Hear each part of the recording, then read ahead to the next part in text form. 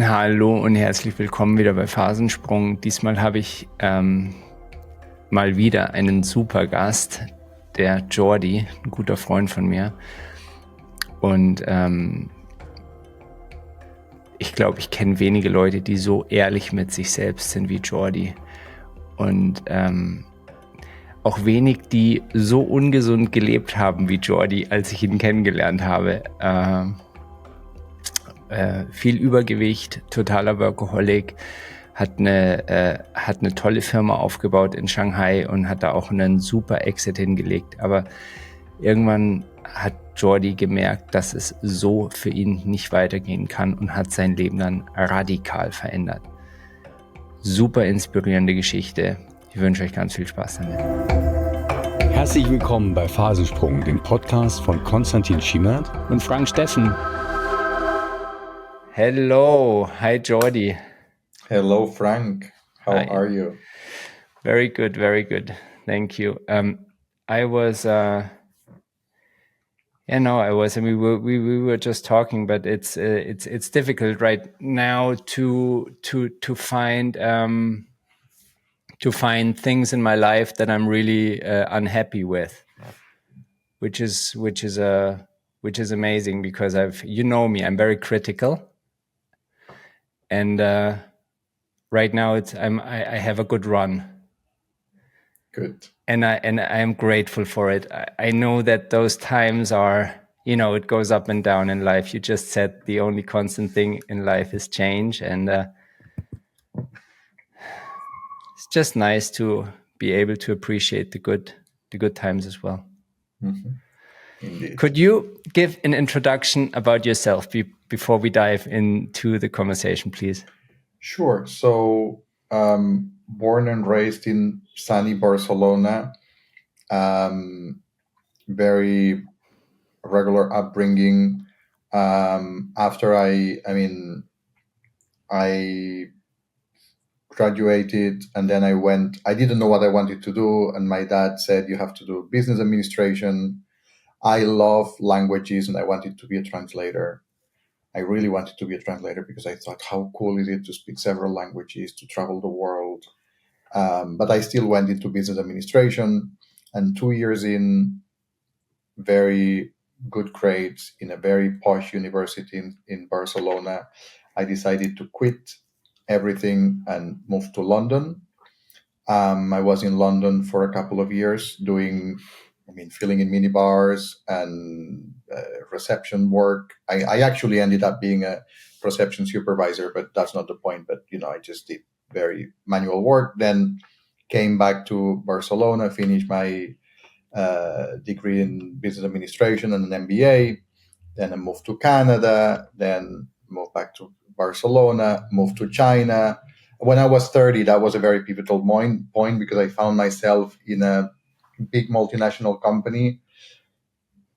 And every month it was the same. I had no accountability. Yes, I was making good money. Yes, I had responsibilities, but I didn't feel accountable. So I decided to quit everything and once again move. And this time I moved to China, went to Shanghai, and I didn't know what I was going to do, but people were asking me, do you think that was risky? And for me, the risk would have been not do that. The risk would have been to the status quo. So I moved to Shanghai, again, had no idea what I was going to do. I did need something to wake up in the morning. So I signed up to Chinese lessons, and I also needed a visa. So it was very convenient. And a couple of months in, I already had found, life brought to me a potential business partner. We started talking. We didn't even see each other face to face. We decided to start a business. And I ended up staying in China for almost 10 years. It was 9 years and 10 months, I believe. And I sold the business before exiting, moved back to Europe. And now I have invested in other companies. I do some investing and I do some trading, which is very, very interesting. So that's me in a nutshell. And when did you come to Shanghai? Early 2008. Uh-huh. And you also joined the Entrepreneurs Organization in Shanghai, right? Yes. I remember somebody telling me about EO and the requirement that the company had to sell at least $1 million. And my company had just sold $1 million, but I thought it was a one-off. I thought it was not sustainable. I thought it was almost like a stroke of luck. Yeah. So I thought I cannot join that organization because if I do, they're going to kick me out in no time. And despite that, I thought, okay, let's go. Let's try. I went to that event that we used to do, I forgot the name of it. It was like one day full of entrepreneurs sharing their story with Andrew, whatever his name was, and from Mailman. And it was amazing. And I just thought I joined, and it actually changed my life. It really did. How did it change your life?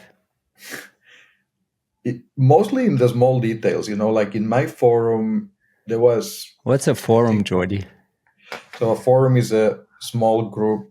So within EO, there's a lot of entrepreneurs, and then people are divided in small forums, which is about 6 to 8 people in non-competing industries that meet regularly once a month for at least a half-day deep dive session about themselves and the company and family. So because in EO, you realize that the entrepreneur is more than the business. It's usually very intermingled with everything. And again, we met for 4 hours. And one of my first learnings was in the first meeting that we did, they said, okay, phones off. And I said, oh, excuse me, sorry, I don't mean to, but I cannot switch off my phone. I'm going to put it on silent. And if it rings, I'm going to quickly step out. It's going to be, I said, oh, no, that's not negotiable. It's like, what do you mean? I cannot be, how long is this going to last? 4 hours. It's like, well, you're out of your mind. But then I realized, wait a second, as soon as I started to learn about my colleagues, one had a company that was, $30 million. And he said, oh, phone's off. Okay, so poof, off, poof. And I was like, how does he do that? He's like, and I was asking him, he's a good friend now. He's like, are you not worried? He's like, why would I be? They're going to call back. And I just thought, if this guy that has a company that, is so big can do that, maybe I can do that as important as I think I am, So these little learnings, seeing how others were dealing with life on life's terms was absolutely amazing. The sharing, the being vulnerable, it was, and yes, $1 million was just the beginning. And then I realized that, it was, actually another thing that I really, really learned in EO that it didn't make sense at the beginning, kept telling me, if you want your company to grow, you need to grow yourself. And I was like, what the heck does that mean?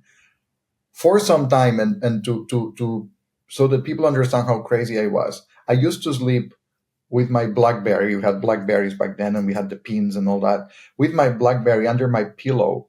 And I would wake up in the middle of the night to reply to emails, because I used to deal with Latin America. So in the middle of the night, it was their work day. And I used to get a lot of extra business because I was really fast to reply. And they were telling me, dude, do you ever sleep? And the answer was yes, but I used to. And I had to put the BlackBerry under my pillow because my boyfriend at that time would tell me off. What are you doing? You're crazy. So if I woke up and he knew in the middle of the night, he would tell me off. So I would just put the phone on vibration under my pillow. Then I would wake up, and then in bed with the screen very low, I would just reply to emails and this and that, and maybe for a couple of hours, and then go back to bed. And I did that for some time. So my sleep was always broken into two. I was just insane. All I had was my business. And I thought that in order to grow, I needed to work harder, but that was not the answer, because you can just work as hard as, there's a limit to that. Right. So yeah, that was interesting. So I remember there was some time when I was struggling with my business, and I told you about it, and you said, oh, Frank, that's very clear. There's just accountability lacking. You need very clear accountability for every role. Like, your employees maybe just right now don't know, should they come to you with this problem, or to your business partner, or to his wife, da da da da da. And you were so clear on this. You were like, okay, this is the issue, clack, clack, clack, clack. So back then you told me about the tools that I use now in the scaling up context. And how did you get in touch with those?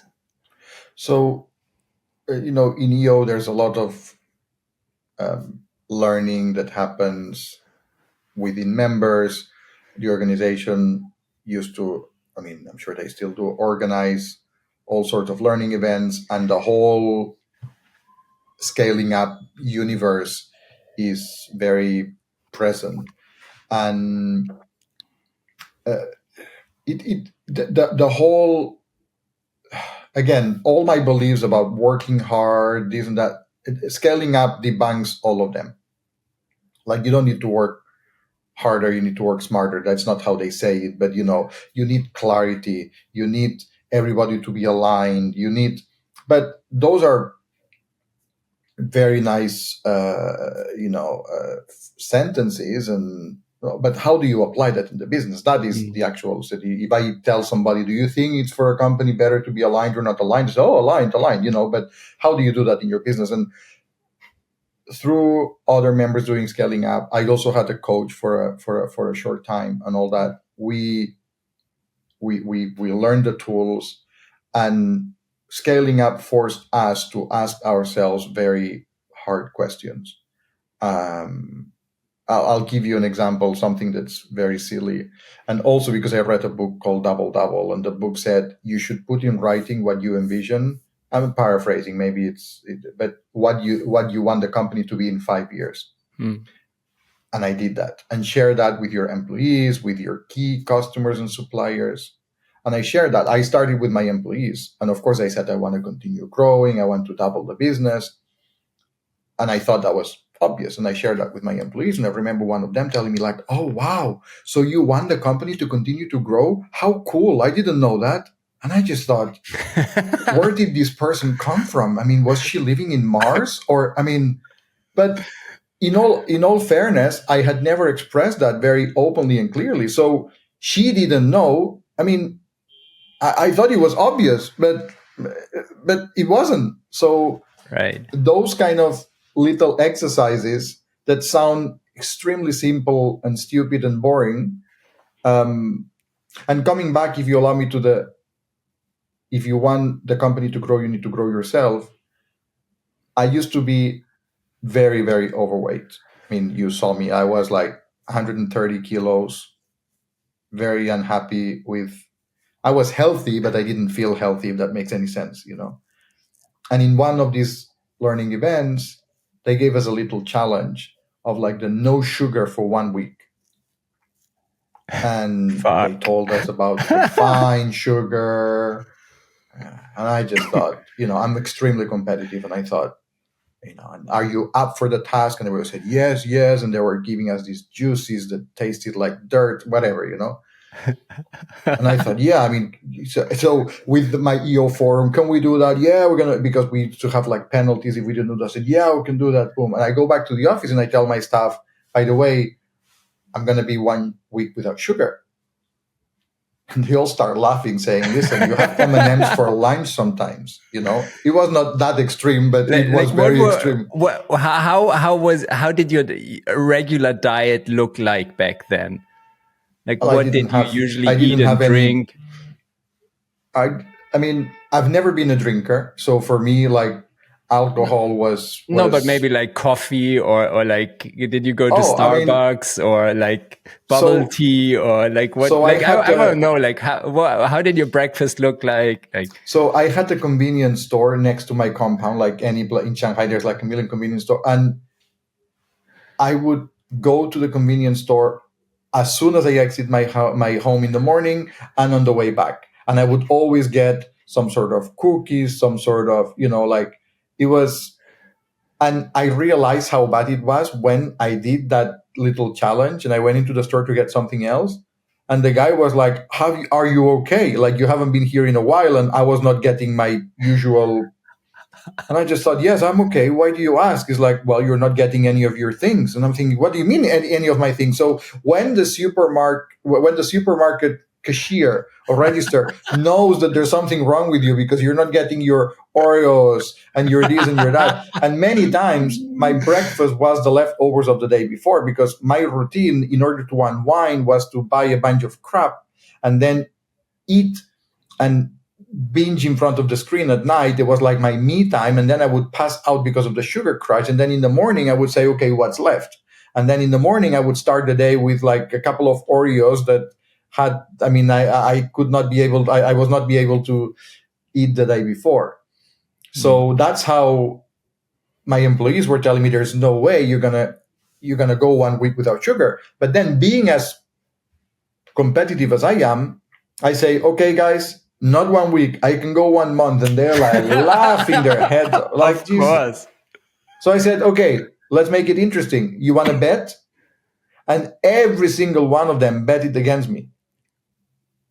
Whoa. I was like, okay, it's on. And it was insane. It was absolutely insane. I mean, for starters, weight started to come off because, and I also realized how much sugar I was having that I didn't even realize. For example, I used to have a ton of ginger ale, and I thought ginger ale is so healthy. Look at me. I don't drink alcohol. I'm so healthy. I have this nice ginger ale where everybody else is getting blasted. Well, if you look at ginger ale, it's basically not even sugar, fried high fructose corn syrup.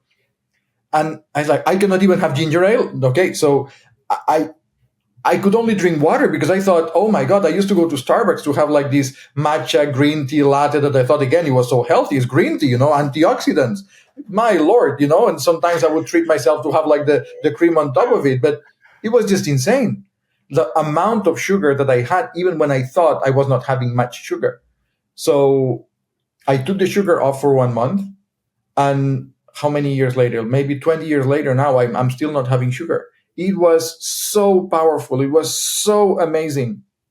I remember very clearly every day after lunch, I would fight to stay awake. And of course, I need to have lots of coffee and because of the sugar crash, because I had so many carbs and so much sugar that I would that's when the concept of, if you want the company to grow, you need to grow yourself.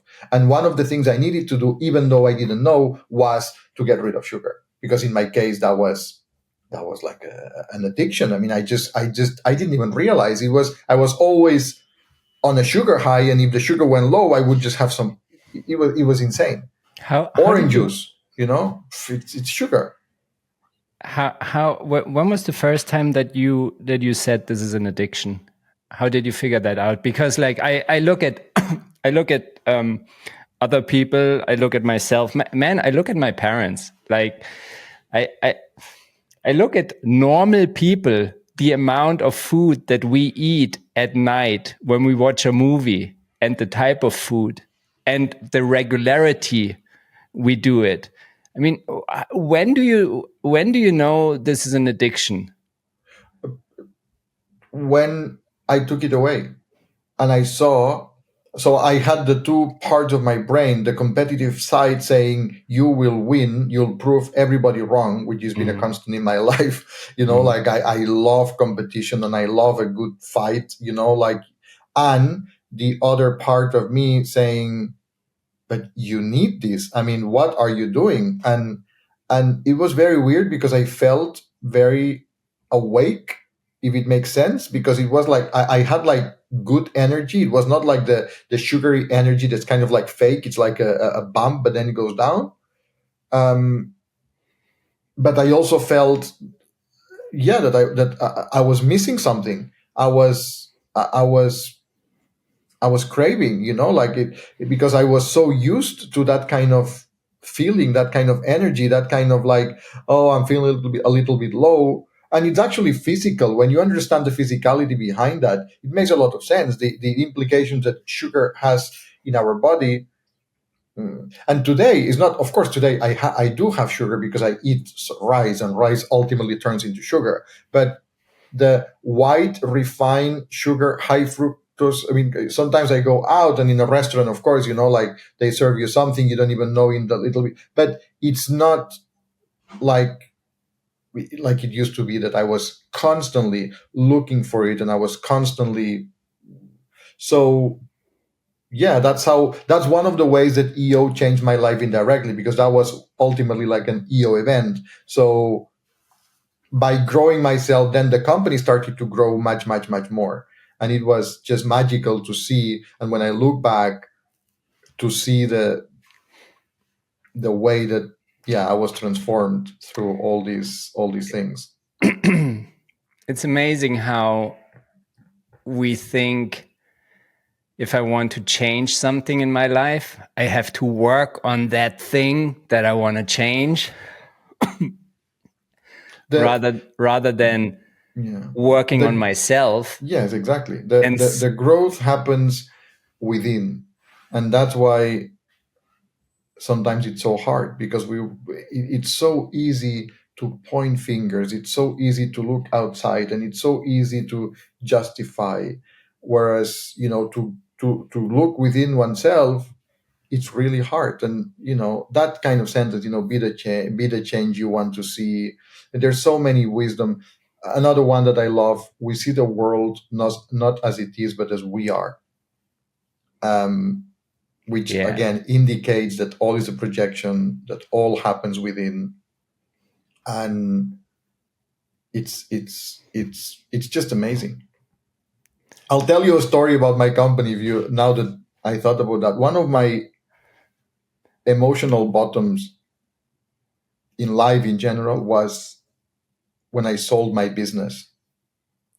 So I sold my business, and we agreed on a staggered sale, and nobody knew. It was just me and my business partner. He bought my shares, and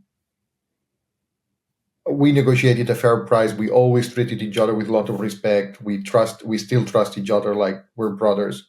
And we signed the deal, and he paid me a big chunk of the money.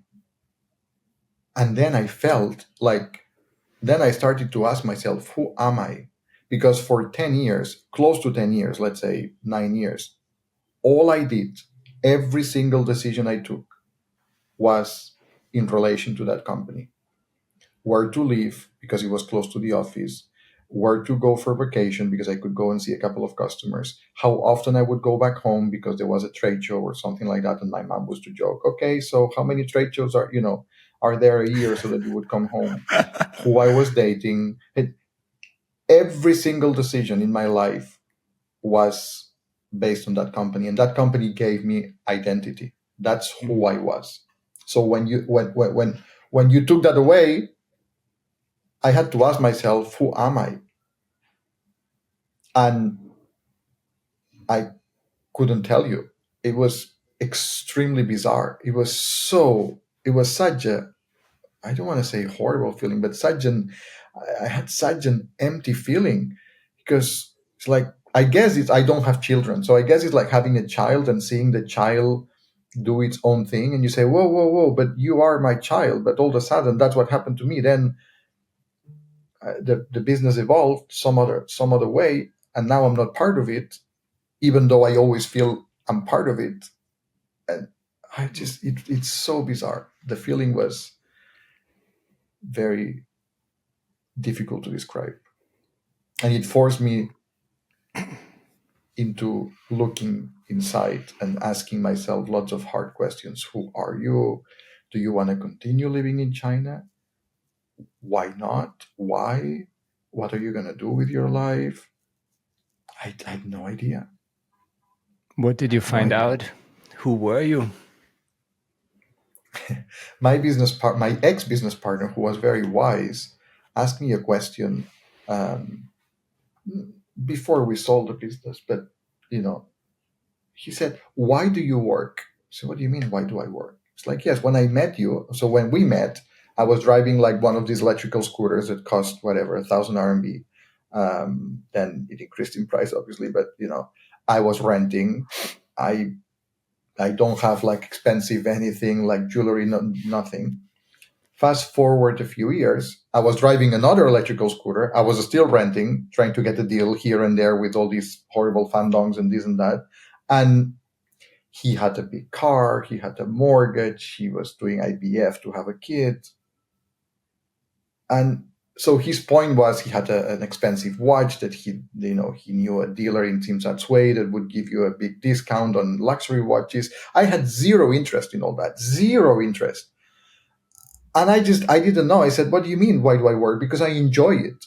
And to me, business was not a way or means to get money so that I could. No, for me, business, well, I enjoy it. I enjoy doing it. Whereas for him, it was something different. Yes, he also enjoyed working. He was extremely hardworking, and that's why, and extremely smart. That's why I respect him so much. But it was a means to an end. And for me, no, the end was the journey, which in a way it's amazing, but in another way, it forces you to ask yourself, is this what I want to do? Is this who I am? I don't know if this is who I am. So all these philosophical discussions were populating my head.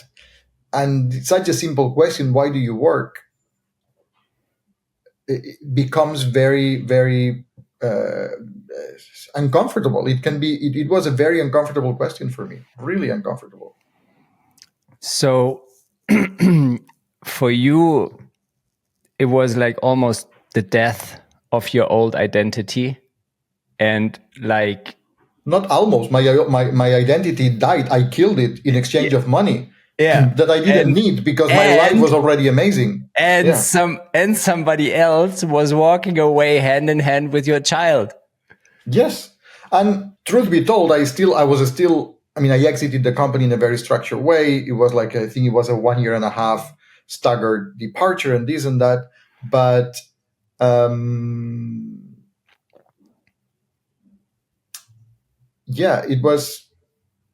it was self-inflicted. I mean, not self-inflicted because it was nothing bad, but I was the one who kind of like initiated that. So I just, the ultimate way I ended up justifying that to myself is like, I've always thought in a way that life is like a video game, and there's like stages, phase 1, phase 2, stage 1, stage 2. So I was at stage 37, and then I had to go into stage 38. And ultimately, nobody knows how many stages there are, but they're like infinite. If you keep getting stuck in the same stage, life will present another opportunity so that you learn how to, kill the villain, or how to get the coin or the key that's gonna open the door.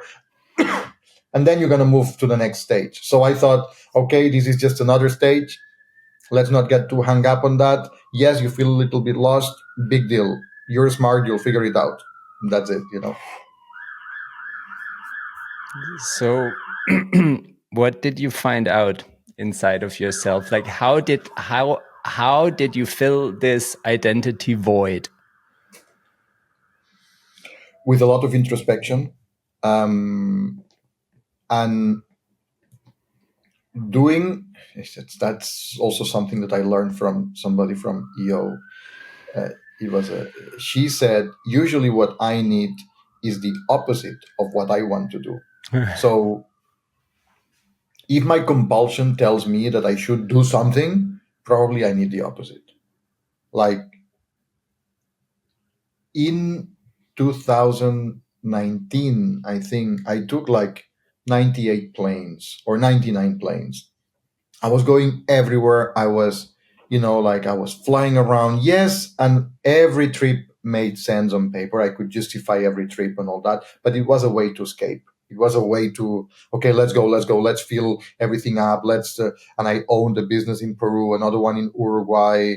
And I was living in Cyprus because after China, I moved to Cyprus. I was going to see my family in Spain. I loved the US. So I was all the time. And it was not like small, Madrid to Barcelona type of thing. It was like international trips and this and that. That's what I wanted to do. That's what my inclination is to do. In fact, what I needed was the opposite. I needed a pandemic. I needed to be locked up at home. I needed to say, okay, now look at the mirror and just be, whatever that means. Don't do, just be, exist. Do not, it's okay. Just be with yourself.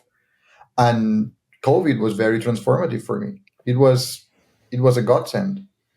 I spent it in London, locked up in a small apartment, and it was very transformative. I started doing a ton of meditation. I was doing a little bit before, but it was more like breathing exercises.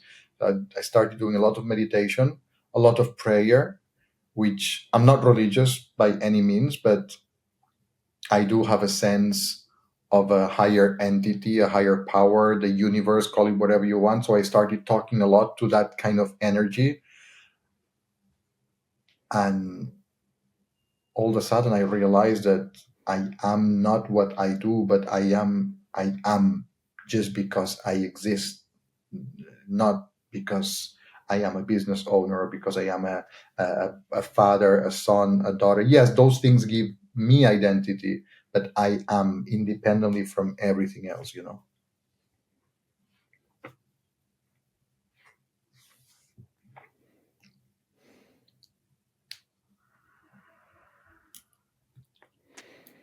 I've lost that a little bit. The meditation and the just being. And it feels so good. And I love what you just said, that often I need the exact opposite of what my compulsion tells me. Like when I think it's time for a video game, it's really time to just sit down and read, or to just sit down and be. You know the insanity, right? They say insanity is defined by doing the same thing and expecting a different result. Usually all of us, we want things to change. If we want things to change, our first impulse will usually not lead to that change, because our first impulse is the automatic one, the one that will lead to the usual path that will lead to the usual result. So yeah, I go every Tuesday to a Buddhist temple. They don't push the religion side of it, but there's a lot of wisdom, and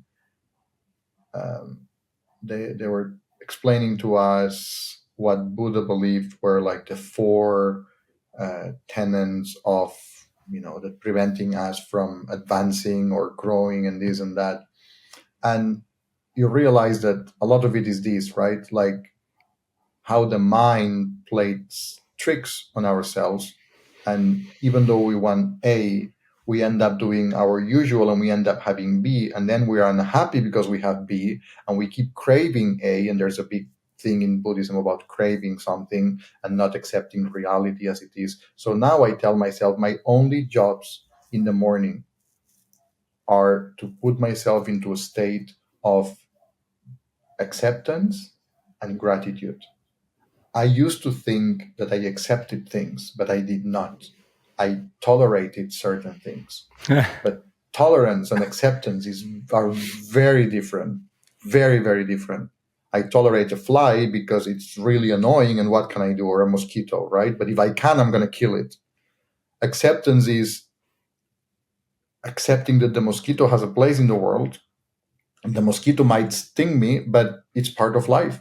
And if I get stung, I'm going to be okay. And I just don't need to, which doesn't mean that I cannot get angry, because then I'm somebody else told me something, I love it. I'm not going to become Buddha anytime soon. And I'm okay with that. But so we are allowed to have feelings, but the actual acceptance and gratitude is the thing that will, in my world, will help me grow to the next stage of the video game much faster. And acceptance means everything and anything, even the things, and that's where the growth happens for me, even the things I would not have chosen for myself. That's because, yes, it's happy to accept that you won the lottery. Oh, I've excelled. Oh my God, I'm so grateful. Yeah, but that's not real gratitude. That's just like, okay, life's going my way. Therefore, but acceptance and gratitude is for everything that happens, even if I would not have chosen it initially. That's where true. I mean, one of my Buddhist buddies is kind of like an old guy, and he's got cancer. And the way he talks about cancer is so transformative. I mean, he has not said that, but I would be even tempted to say that I think he's grateful for cancer, that cancer is teaching him so many things, which is like, whoa, that's unbelievable. And he doesn't know if cancer will kill him. I mean, but he knows ultimately that he's going to die one day, right? So if cancer is the way, then cancer is the way. How amazing is that? Acceptance and gratitude. And that's why I used to say, oh, I'm having a bad day, I'm having a good day, a good week. That's BS. That is us trying to control everything. And yes, I go to control very easily, but I need to remind myself I'm not in control of anything. Control is a freaking illusion. It's an illusion. Today, that's why I try not to say I'm having a good week or a bad week. I can say I'm having an emotional week, but that's as far as I'm willing to go, because if I start labeling things as good and bad, or I'm having a week that I'm not so good at accepting. Yes, but ultimately acceptance is a choice. It's not the easy choice sometimes, but it's ultimately a choice. So when I do my meditation and my morning routine with my phone off and this and that, that's where I'm aiming for. Acceptance and ultimately gratitude, because somehow I'm learning something, And acceptance is, I feel like acceptance is like the ticket into the stadium if you want to watch the game, and not just if you want to watch the game of life, but if you want to create your life. Like without acceptance, it's hard to be curious. It's hard to show empathy. It's hard to engage. Yeah, because we get stuck in our old way, the way that it could have been or it should have been. Yeah.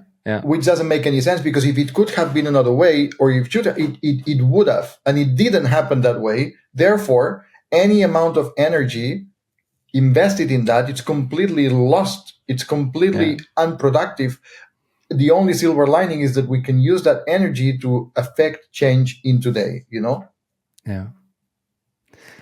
So I feel like bringing this back a bit to the food.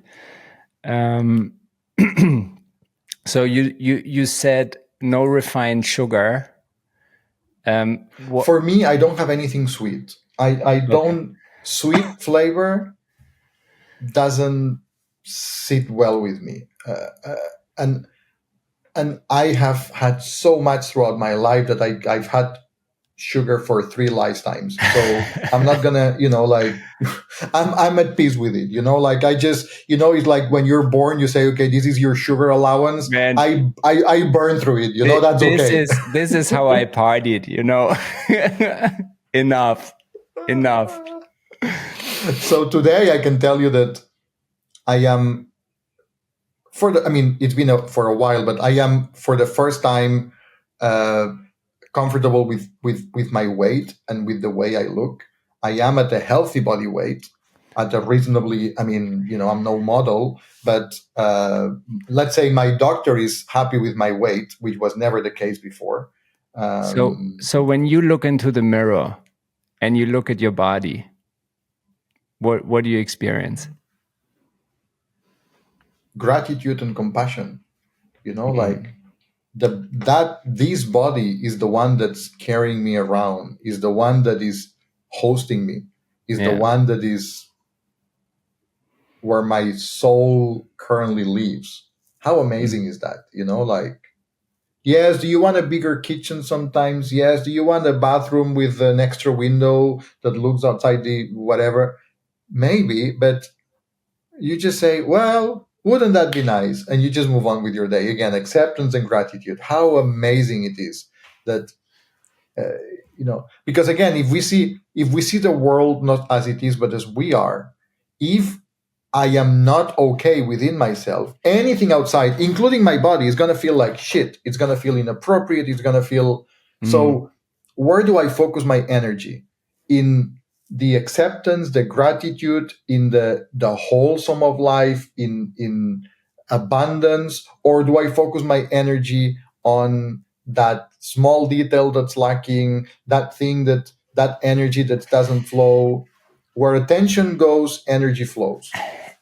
And everybody kind of knows that, but why is not everybody happy with their body and with their weight? And like, why is this thing so difficult?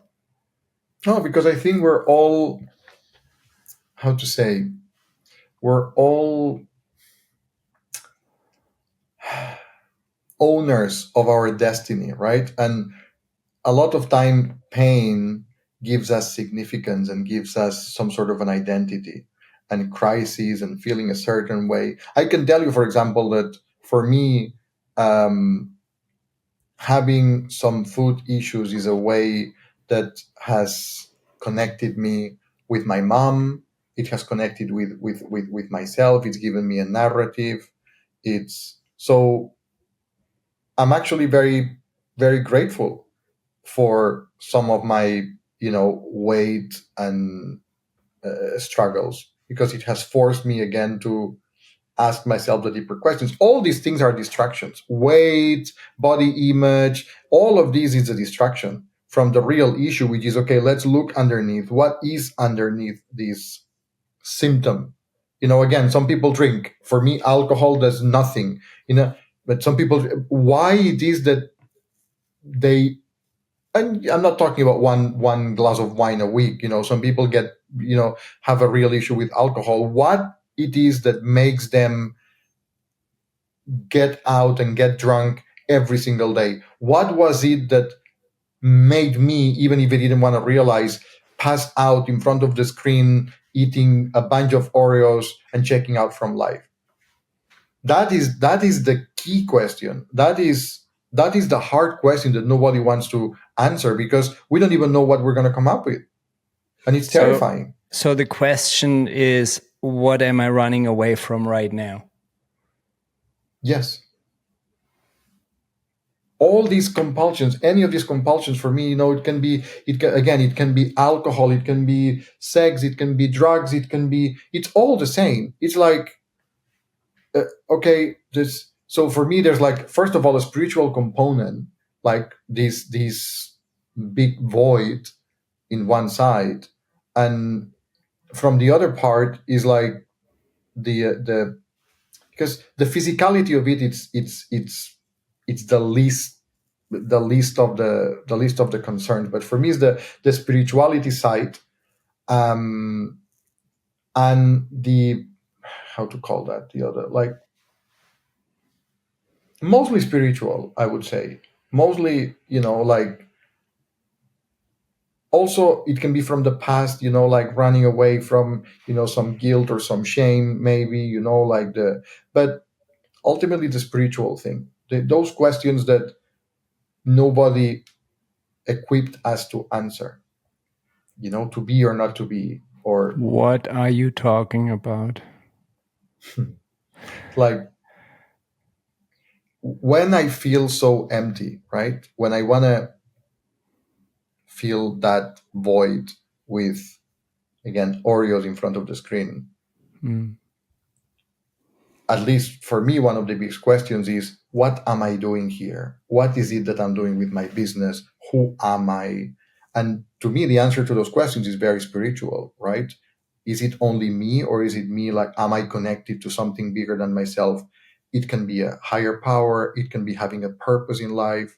Do I give, or do I just take? Am I a taker, or am I a giver? Like, living is giving in experience. I'm not talking just about money. You can donate money to an NGO or something, but am I sharing my gifts with other people? Am I sharing my time with my tribe, with my parents, with my siblings, with my friends? Or I'm just there just taking, I need something. Do I call people asking them, hey, how are you? Or just like, hey, I need something. So all these things are very spiritual, and they have nothing to do with food, nothing to do with, I don't know if that makes any sense, but that's So how it's about connection to something larger than myself. first with myself, Yeah. and then with something bigger. And it can be a purpose. It can be, but to be connected with something. If And not, like, what, when we talk about connecting with others, what strengthens that connection? Or like, how like, for someone who's not used to being or let's put it this way, like there's different qualities, or there's a quality to connecting with others, right? I can just I'm sure many people are have a routine where they just call a friend or a family member and they just complain about their life, or they just tell each other the story about their life. And would you say that is that is enough of a connection, or like what would be a what would be a way to deepen such a connection? Like, what would I have to, like, if I'm not, if I feel empty inside, if I feel that emptiness, like, what, give me the steps to take to not feel that emptiness anymore. I would say one thing that I always ask myself is, who can I help now? How can I be of service? Mm. Like, and calling a friend and vomiting about how life is going does not usually help me. When I help somebody else, when I put myself in a giving position, when I call somebody and I truly ask them, not without wanting them anything, I just want to know how they're doing. How are you doing, Frank? What's going on? And I don't want to throw anything on you. I'm just genuinely interested and see how can I help you. Or, I might be doing grocery shopping and I see that there's a donation box. Okay, why don't I do a whole shopping and I put it into donation box? And that volunteering, teaching somebody that might, sharing my experience with somebody, my strength, my hope, whatever it is, those things are golden, because it the sound of pain sometimes is like me, me, me, me, me. When we are forced to look at outside, that's where growth can happen. When we just don't feel pity for ourselves, when we just this self-centeredness, this self conception that I'm the victim, no, I'm no victim, I'm no this narrative. I just look and I ask myself, who can I help? How can I be of service? How can I go to and then also, like, space. I love going to a park, switch my phone off and just sit there for a little bit and say, what's going on? What is truly going on? What is it that I'm feeling? That is there a difficult conversation I'm not willing to have, or I don't know how to have, or is there something there that at least I owe it to myself to be honest to myself. I can bullshit everybody else, but I cannot bullshit myself. I cannot run away from my shadow. My shadow travels as fast as I do. So what is it? Okay.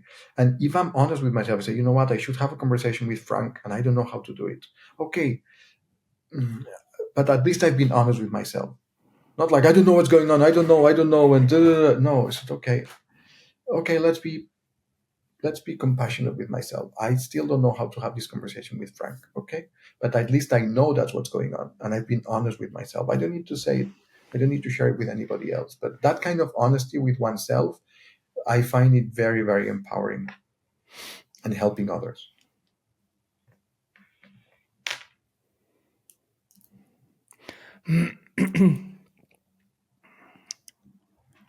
It's unusual to get a call from someone who doesn't want anything, who just asks how you're doing and listens. And be the change you want to see. Who are you going to call today? Exactly. And ask them how they're doing. I'm a big friend of doing that type of outreach, and I do it almost daily. And the people that I call are usually very happy about it.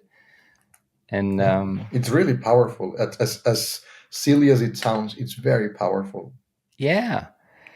And there's one thing, maybe you can coach me a little bit on that, because I'm like it used to be very, very difficult for me to call someone else when I would feel bad. Like when I needed help, it was really hard for me to call. But then I found slowly I learned that if I can talk about my feelings and also my struggles with someone, I don't need that person to necessarily help me or give me a solution. Like it's enough that they just listen to me and that they get me. And I have friends like this that I can call, like you, for example. And I found that, and also like when you look at Scale Up or Patrick Lencioni, when he talks about the 5 dysfunctions of a team, Dysfunctions, yeah. The foundation is always trust, right? And that trust, the currency to buy that type of trust that we're talking about now is vulnerability. Like if I show myself vulnerable, if I tell you about my fuck ups, if I tell you about my struggles, if I tell you about my negative feelings, then it's easier for you to connect with me, to relate with me. And I also feel like when you tell me about your hardship, not in a way that you go into this victim role, but just, this is what's going on right now. Kind of like, I'm also not perfect. Like my life is not perfect. I show you who I really am. That makes it really easy for me to connect with you. And I value those type of connections. And I have a friend who it's been a couple of years ago, but he told me that, you don't, like he was a bit, I don't remember exactly what he said, but it was something like, you don't just, you relating through pain is not the only option. You can also connect to people through their successes. Mm-hmm. How does that resonate with you? I think connection, we human beings are wired for connection. Yeah. And connection can be, it can be healthy or unhealthy, more mature or less mature. Listen, some people connect through violence, and violence is a very powerful connector. Like if I kick somebody, we are intimately connected, even though if it's in a very unhealthy way. So connection can happen in multiple ways. And linked to connection, there's also the concept of significance. How significant am I? And a very unhealthy way to be significant, for example, is to have a gun and to point a gun at somebody. How significant were you before the gun? Probably zero. If it's a stranger down the street, you have a little something in your hand, a metal thing in your hand, and then you're 100% significant. So connecting to somebody else or being significant to our environment or to our peers can have many shapes or forms. Calling somebody and being genuinely interested about where they are, that's a much healthier way of connecting. It's like, I wouldn't recommend anybody to get a gun and point it at somebody to be significant or to feel connected to them. Jordi told me. Exactly. So yeah, but I heard on that. No, that so ultimately and then there's the concept of vulnerability. The more vulnerable you are, but you're right. We can connect with other people through our successes because ultimately, for me, it's the intent. If I call you with the intent to know how you are, that is very healthy. That is my intention is to, not to dump something on you. Look at, like, I have to throw up, look at what's going on for me. And sometimes I need that. That's fair. But if I call you and I want to find out genuinely how you are doing, that is very powerful. That is really good. What just came up for me is how I can perceive and work with what you, for example, would tell me. Like if you tell me about one of your successes or the good time that you're having right now, or how good things are, if I can take that and be happy for you, if I can That's empathy, exactly. When we can connect, when we are connected with ourselves and with life, it's much easier to be empathetic with somebody else. Yeah. If we're not connected with ourselves, if we are, think about this. If you go to a bar and somebody is drunk, how much can you connect with that person? Yeah, It's not impossible. Much, not much. It's right. So yeah. Why? Like, where's the difference? Like, if you tell me about your success and in one instance, I would say, oh my God, I'm so happy for you, Jordi. That I know this has been your dream. Amazing. Like, I can totally connect. Or I go into, like, why is Jordi so successful? Like, how unfair. Like, I thought I should have Well, because that. you see, what Jordi is telling you has got nothing to do with Jordi. It has got to do with you. So depending on where you are, you're gonna hear one thing or you're gonna hear the other thing. If you are in a place of scarcity, in a mindset of fear, anything you Yes. hear is gonna feel like that. It's gonna feel like a threat. You're gonna go to jealousy, envious. But if you are in a place of connection with yourself, in a place of abundance, you are connected with life, anything that Jordi tells you, you're going to be able to interpret that through that mindset. So ultimately, the interactions we have with life have got nothing to do with the environment. They only have to do with us. So would you say if I want to connect more with others, is it easier to connect through vulnerability or through successes? I don't think that I there's mean, either or. success maybe can also be a vulnerability, but Yeah, like, but that's why I would say if you want to connect more with others, first, be very sure you're connected with yourself. yeah, Very sure. And most people, I think a lot of people are not connected with themselves. So be sure that you're fully present, fully present. And being fully present, it's really hard, like really, really hard today with the phone. I met somebody a month ago, his phone, he owns a very flashy iPhone, but his phone is in black and white. And you have no idea how unpleasant that is. And I asked him, like, why do you do that? He's like, oh, because I don't want to spend a lot of time in my phone. And it's so unpleasant the moment you take the color out of your screen and it's all black and white that it forces him to really not be in the phone because it sucks. It's such a bad experience. So he only uses the phone when it's really necessary, because why would you look at that piece of crap, like that black and white horrible thing? So that forces him to be more present. yeah, It's I didn't even mind-blowing. know It's that's amazing. possible. So if you are present, when I am present, when I am very connected, then all of a sudden I can show up for life, and life entails showing up for others. So I would tell, one thing that I do is I know what charges my batteries, my emotional batteries. And for example, for me to go to a park close to where I live and switching off the phone charges my batteries. It's really good for me. It makes me feel good. Yeah, It and when your nourishes my batteries are soul. charged up, it doesn't really matter Then, so much if the other person's successful or not successful. You can just yeah, connect. it's way easier to connect. Yeah. It is possible to connect, because if I'm not even connected with myself, right? Like, how am I gonna connect to somebody else? Just not possible. Yeah. So Can't really hear. Then it's the noise is too loud in my I own heard head. somebody that I really respected say one time, I'll tell you a secret about life. It's like, okay, wow, it sounded very deep. Like, it's an inside job. And I thought, what the hell does that mean? And it's true. It's an inside job. Yeah.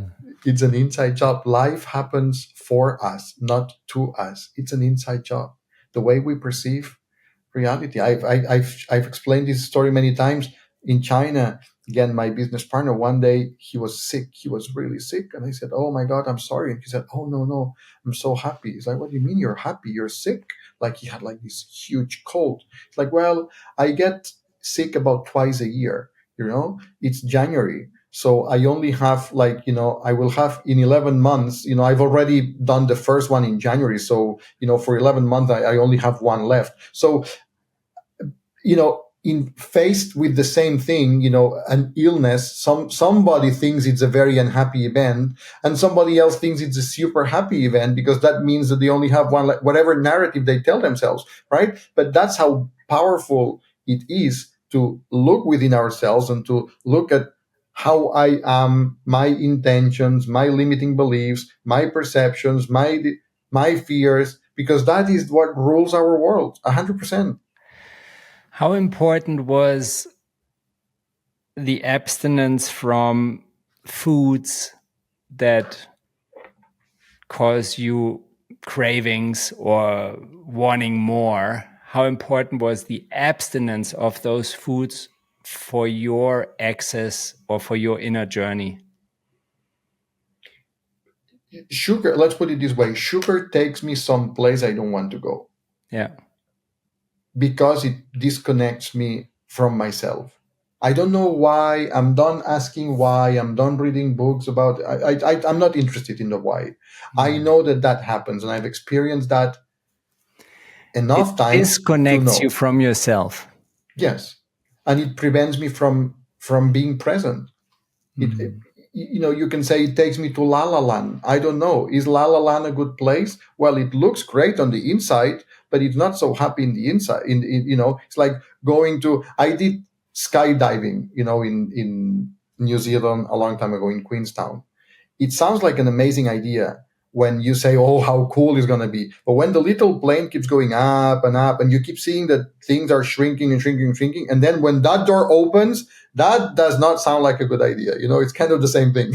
And then you jump, and I was like, oh. So, it's sugar takes me to a place I just don't want to go, because it makes it, again, it's La La Land. And in La La Land, I'm not connected with it's a fantasy world. So do I want real life or do I want fantasy world?